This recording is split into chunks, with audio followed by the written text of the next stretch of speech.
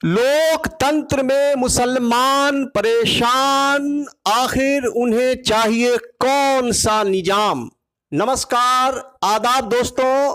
आज हम चर्चा करेंगे लोकतंत्र, मुसलमान और धर्म निरपेक्षता पर। आज पूरी दुनिया दो धड़ों में बंट चुकी है, एक दक्षिणपंथी और दूसरा वामपंथी, right wing and left wing.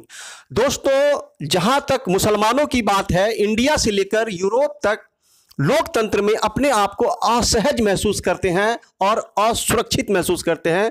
आखिर मुसलमानों को चाहिए कौन सा निजाम? चूंकि लोकतंत्र में आप असहज महसूस करते हैं, तो फिर आइए आज हम देखते हैं कि मुसलमानों की जो शासन व्यवस्था थी, इतिहास के पन्नों में एक नजर डालते हैं दोस्तों। अब आइए, सर्वप्रथम मुसलमानों की जो शासन व्यवस्था है वो है खिलाफत का। खलीफा, 4 खलीफा हुए दोस्तों। एक हजरत अबू बकर सिद्दीक रजी अल्लाह ताला अन्हा, इनका जो खिलाफत है वो 2 वर्ष चला। और इनके बाद आते हैं हजरत उमर रजी अल्लाह ताला अन्हा, और इनका जो खिलाफत है वो तकरीबन 12 साल चलता है। और इसी दरमियान एक ईरानी शख्स के द्वारा नमाज पढ़ते वक्त पीछे से हमला करने के बाद इनको शहादत मिलती है।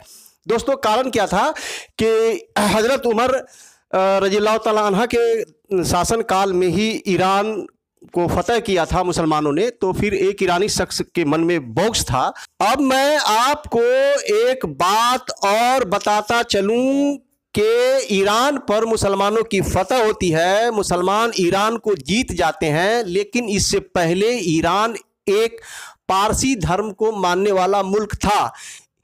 पारसी धर्म को मानने वाला एकमात्र मुल्क ईरान। इसकी सभ्यता बहुत पुरानी थी दोस्तों। हजरत उमर रजी अल्लाह ताला अन्हा को शहादत देने वाला जो शख्स था, ये पारसी धर्म में बिलीव करता था, पारसी धर्म में इसका ईमान था, लेकिन ये छल से मुसलमान बनता है। और इसके बाद आते हैं हजरत उस्मान गनी।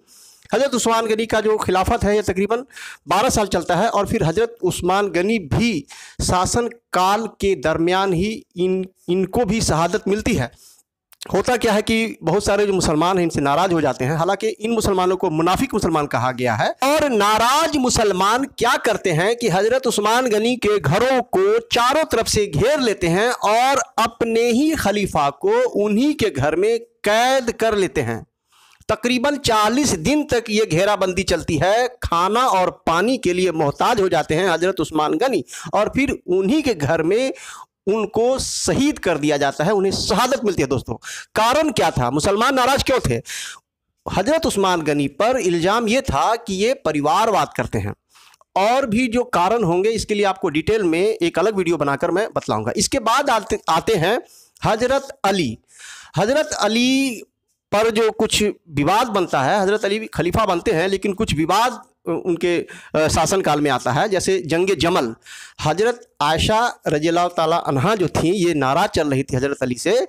उनको ये वहम था कि हजरत उस्मान की मदद अली ने क्यों नहीं की, ये वहम था, उनको ये शक था। और इसी शक के बुनियाद पर हजरत आयशा और हजरत अली के बीच में जंग होती है, वो जंग जमल। हालांकि इसमें हजरत अली जीत जाते हैं। इस जंग जमल से लेकर जंग नहरवान तक में लाखों मुसलमान मारे जाते हैं, लाखों मुसलमानों को शहादत मिलती है। और जंग जमल में नामी सहाबा शहीद हो जाते हैं दोस्तों।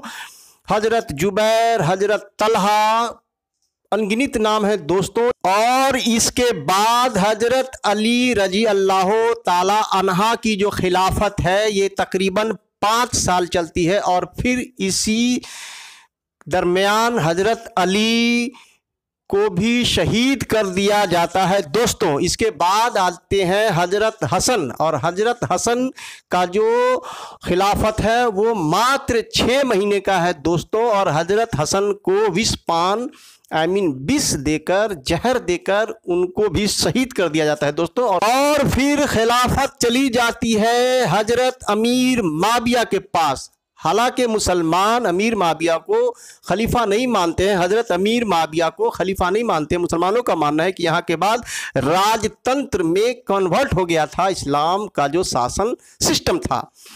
हजरत अमीर माविया के बाद यजीद बनते हैं, उनके पुत्र बनते हैं हजरत यजीद। और दूसरी तरफ खिलाफत में चुनने की प्रक्रिया थी। जो खलीफा एक बार चुन लिए जाते थे अपने पद पर आजीवन काल रहते थे दोस्तों, लेकिन इनमें वंशवाद नहीं था, चुनने की प्रक्रिया थी।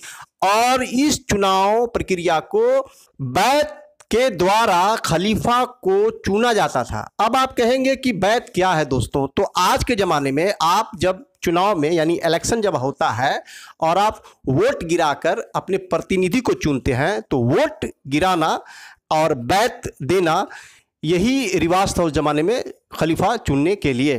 तो ये है बैत, आज का वोट। ये बैत करने के बाद ही, बैत लेने के बाद ही आप खलीफा बन सकते थे। और बैत की जो परंपरा थी, इसमें महत्वपूर्ण योगदान हजरत मोहम्मद सल्लल्लाहु अलैहि वसल्लम के परिवार के सदस्यों से बैत लेना अनिवार्य होता था। और इसी वजह से यजीद और हुसैन के बीच जो जंग होती है, करबला की जंग, ये बैत ही लेने वाली जो मामला है दोस्तों।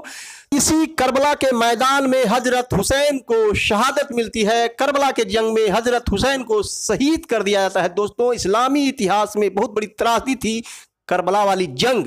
और मानवीय आधार पर, मानवता के आधार पर इस जंग की जितनी निंदा की जाए कम है दोस्तों। और इसके बाद उमैयाद जो खिलाफत है, उमैयाद वंश की जो खिलाफत है, इसकी स्थापना हो जाती है सन 661 ईस्वी में, जो तकरीबन 750 ईस्वी यानी 750 ईस्वी तक चलता है दोस्तों। और इसके संस्थापक हैं हजरत अमीर माविया दोस्तों। इसके बाद तकरीबन 90 वर्ष ये शासन व्यवस्था चलती है। और इसके बाद अब्बासियों का दौर आता है। अब्बासी वंश जब उमैयाद वंश पर जब चढ़ाई करते हैं, इन दोनों के बीच जंग होती है और इसमें उमैयाद वंश के लोग हार जाते हैं, तो फिर अब्बासी खलीफा का शासन व्यवस्था आता है दोस्तों। अब्बासी खलीफा का दौर आता है। अब्बासी एम्पायर की स्थापना होती है दोस्तों 750 ईस्वी के बाद। कहा जाता है दोस्तों कि जब उमैयाद वंश के लोग हारे थे, तो इन्हीं अब्बासियों ने उनके लाशों पर दस्तरखान बिछाकर खाना खाया था, इस तरह की बात कही जाती है। इसमें मैं थोड़ा कंफर्म नहीं हूं। अब्बासी खिलाफत की जो शासन व्यवस्था है, ये 750 ईस्वी से 1258 ईस्वी तक चली दोस्तों। इसके बाद क्रूस युद्ध होता है। और क्रूस युद्ध ईसाइयों द्वारा जेरूसलम की प्राप्ति के लिए क्रूस युद्ध छेड़ा जाता है। और इस युद्ध में अरब जो मुसलमान हैं उनकी हार होती है और तुर्की मुसलमानों की जीत होती है। और यहीं से तुर्क मुसलमान जो हैं उस्मानी साम्राज्य की स्थापना करते हैं और अरब के जो अब्बासी साम्राज्य हैं इनको बेदखल करते हैं दोस्तों। और फिर शुरू होता है उस्मानी साम्राज्य यानी उस्मानी खिलाफत की शुरुआत होती है 1259 ईस्वी से लेकर 1300 ईस्वी तक दोस्तों। तो ये है इस्लामी शासन व्यवस्था का इतिहास दोस्तों। हालांकि आपको मैं एक जानकारी दूं कि इससे कबल जो उमैयाद वंश की जो खिलाफत थी और अब्बासी वंश की जो खिलाफत थी, ये अरब मूल के रहने वाले हैं, ये अरब के वंशज हैं दोस्तों। लेकिन ये जो उस्मानी खिलाफत, जो उस्मानी साम्राज्य की जो स्थापना हुई, ये उस्मानी लोग जो थे ये तुर्क लोग थे। आज का टर्की कहलाने वाला देश पहले तुर्की कहलाता था दोस्तों। तुर्क मुसलमान यानी कि उस्मानी एम्पायर के जो शासक थे, ये बाद में जाकर इसे कन्वर्ट कर देते हैं ओटोमन साम्राज्य के रूप में। जो फर्स्ट वर्ल्ड वार में तुर्की की हार होती है, आज का टर्की हार जाता है और उसके बाद ओटोमन साम्राज्य बिखर जाता है, ओटोमन साम्राज्य का पतन हो जाता है दोस्तों। लोकतंत्र की शुरुआत सर्वप्रथम अमेरिका में होती है दोस्तों और धीरे धीरे पूरे यूरोपियन देश में और फिर इंडिया में और इस तरह से पूरी दुनिया में लोकतांत्रिक व्यवस्था फिर आ जाती है और राजतंत्र समाप्त हो जाती है। हालांकि इस्लाम में मुख्यतः 4 ही खलीफा हुए। हालांकि हम कहते हैं अब्बासी खिलाफत, उमैयाद खिलाफत, उस्मानी खिलाफत, लेकिन ये नाम मात्र खिलाफत थी दोस्तों। ये एक तरह से राजतंत्र ही था। मुसलमान खलीफा इन लोगों को नहीं मानते हैं, 4 ही खलीफा मानते हैं। अगर ऐतिहासिक दृष्टि से देखा जाए, ऐतिहासिक घटनाओं को देखा जाए, तो सत्ता की शक्ति के लिए या फिर सत्ता के सुखों की प्राप्ति के लिए कोई किसी का नहीं है दोस्तों, कोई किसी का नहीं है दोस्तों। अब 1947 के बाद पूरी दुनिया में, यहां तक कि भारत में लोकतांत्रिक व्यवस्था हो जाती है दोस्तों। हालांकि भारत गुलाम था, ब्रिटिश गवर्नमेंट का गुलाम था दोस्तों। तो फिर आज़ादी मिलती है और फिर यहाँ लोकतांत्रिक व्यवस्था 1947 के बाद भारत में देखी जाती है और पाकिस्तान में भी लोकतांत्रिक व्यवस्था देखी जाती है दोस्तों। उसके बाद जो पाकिस्तान के बाद जो इस्लामी मुल्क हैं, जैसे जो मुस्लिम बहुल जो देश हैं, उनमें या तो डिक्टेटरशिप या फिर राजतंत्र देखी जाती है दोस्तों। जैसे सऊदी अरबिया में राजतंत्र, और फिर सीरिया में डिक्टेटरशिप, इराक में डिक्टेटरशिप सद्दाम हुसैन, उसके बाद लीबिया में डिक्टेटरशिप कर्नल गद्दाफी। दोस्तों आप जो भी डिक्टेटरशिप वाले जो मुल्क हैं, लीबिया, सीरिया, इराक, यहाँ आपने क्या देखा? शिया सुन्नी की लड़ाई, खूनी लड़ाई, शिया सुन्नी की खूनी संघर्ष के अलावा आपको कुछ नहीं मिला। और फिर आपातकाल, गृह युद्ध आपने देखा होगा सीरिया में गृह युद्ध। तो वहाँ के जो लोग हैं वो बहुत दयनीय स्थिति में चले जाते हैं। फिर इराक की जो बदतर स्थिति के कारण लोग यूरोप की ओर पलायन करने लगे और फिर वहाँ जाकर यूरोप में रहने लगे और लिबरल छवि का यूरोप मुसलमानों को पनाह दी। इराक और सीरिया से विस्थापित मुसलमान जो यूरोप आए, यूरोप में जो मुस्लिम शरणार्थी आए, यूरोप के जो भी देश हैं इनको बसाने में सबसे आगे हैं फ्रांस। फ्रांस ने मुसलमानों की काफ़ी मदद की और मुस्लिम शरणार्थियों को सबसे ज़्यादा अपने मुल्क में पनाह दी। उसमें नीदरलैंड है, उसके बाद जर्मनी तो खैर इनकार करता रहा कि मुसलमानों को अपने देश में पनाह नहीं देंगे। उसके बाद पोलैंड तो सख्त रहा कि हम अपने देशों में मुसलमानों को किसी कीमत पर पनाह नहीं देंगे। हालांकि फिर भी जर्मनी में और नीदरलैंड में मुसलमान कुछ गए। इंग्लैंड ने यानी ब्रिटेन ने भी मुसलमानों को बसाया। लेकिन आज यही मुल्क जो है एंटी इस्लाम या एंटी मुस्लिम जो मोमेंट है वो चला रहा है। आखिर इसके पीछे क्या कारण है, इसे मैं वीडियो के लास्ट में बात करूंगा। अब आइए चलते हैं पाकिस्तान। पाकिस्तान खुद ये नहीं तय कर पाया कि पाकिस्तान में लोकतंत्र है या फिर शरिया लॉ। दोस्तों पाकिस्तान संविधान से चल रहा है या फिर शरिया लॉ से, ये पाकिस्तान आज तक तय नहीं कर पाया। आज तक संविधान और शरिया लॉ के बीच पाकिस्तान की जो आवाम है वो पिस रही है दोस्तों। और पाकिस्तान की हालत क्या है ये आप सभी जानते हैं। इसलिए लोकतंत्र के पक्ष में खड़े रहें और लोकतंत्र ही समानता, सामाजिक न्याय, गरीबों के उत्थान की बात करती है दोस्तों। अब आइए इसमें लोकतंत्र की जो रीढ़ है वो है धर्मनिरपेक्षता। और लिबरल छवि का यूरोप मुसलमानों को पनाह दी और फिर वहाँ मुसलमान जो है फिर वही अपना जो धार्मिक हुकूक की बात करने लगे लोकतंत्र में। तो फिर वामपंथी विचारधारा के लोग सपोर्ट करने लगे और फिर वहाँ पर राइट विंग आइडियोलॉजी वाली जो पार्टी है वो फिर से जन्म लेना शुरू कर दी है दोस्तों। दक्षिणपंथी पार्टियां तेजी से उभर रही है। एंटी इस्लाम या एंटी मुस्लिम करके जो राजनीतिक दल हैं वो चुनाव में आ रहे हैं और जीत भी रहे हैं। मुसलमानों के इकट्ठे होने वाले छवि के कारण, मुसलमानों के एकजुट होने के कारण आज पूरी दुनिया के लोकतांत्रिक देशों में एंटी मुस्लिम पार्टियां तेजी से उभर रही है दोस्तों। अगर आपको लगता है कि आपके धर्म को खतरा है तो फिर सामने वाले को भी लगता है कि उनके धर्मों को भी खतरा है। इस वजह से कट्टरपंथ की पैदाइश होती जा रही है, आप में भी और सामने वाले में भी।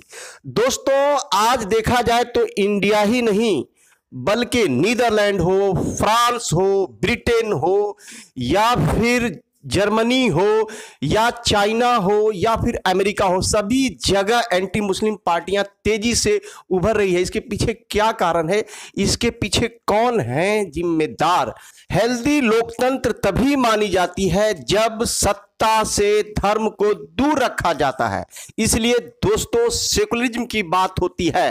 लोकतंत्र की रीढ़ है सेकुलरिज्म, धर्मनिरपेक्षता, सत्ता से धर्म को दूर रखना मजबूत लोकतंत्र की पहचान है, हेल्दी लोकतंत्र की पहचान है। लेकिन दोस्तों आज ठीक उल्टा हो रहा है। लोकतंत्र में जहां समानता की बात होनी चाहिए, जहां गरीबों के उत्थान की बात होनी चाहिए, जहां शिक्षा की बात होनी चाहिए, जहां साइंस डेवलपमेंट की बात होनी चाहिए, वहां धर्म की बात होती है दोस्तों।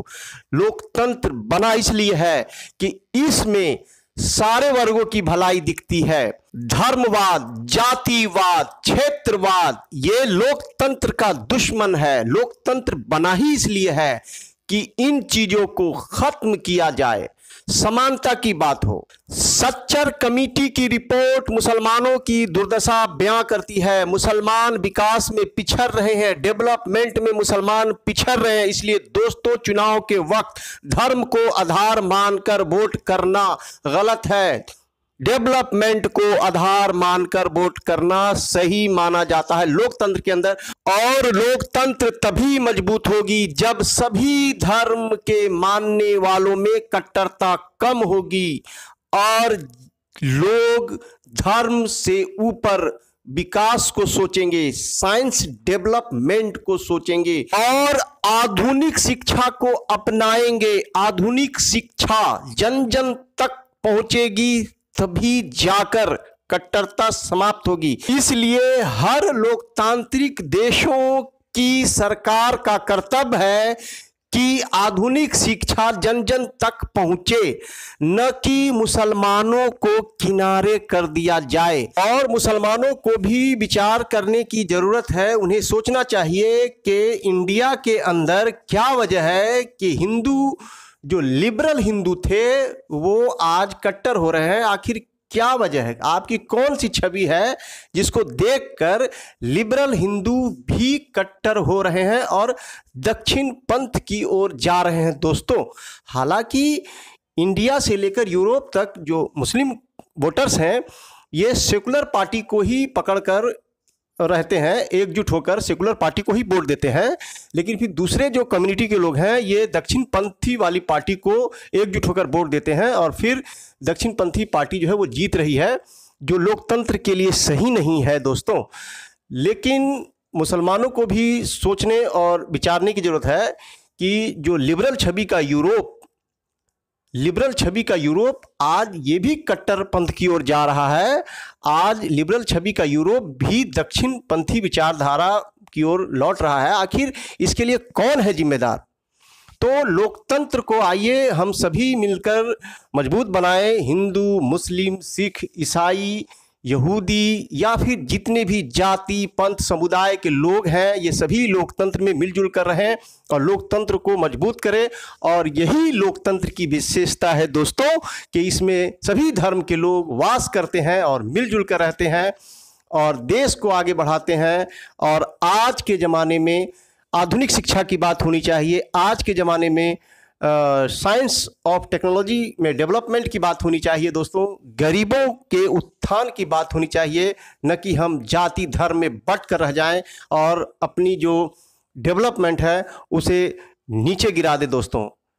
तो अगर आपको मेरी वीडियो अच्छी लगती है तो लाइक करें, अगर मेरी बातें अच्छी लगती है तो दोस्तों सब्सक्राइब करें और जाते जाते वीडियो शेयर करना ना भूले दोस्तों। तो नमस्कार, आदाब, गुड बाय दोस्तों।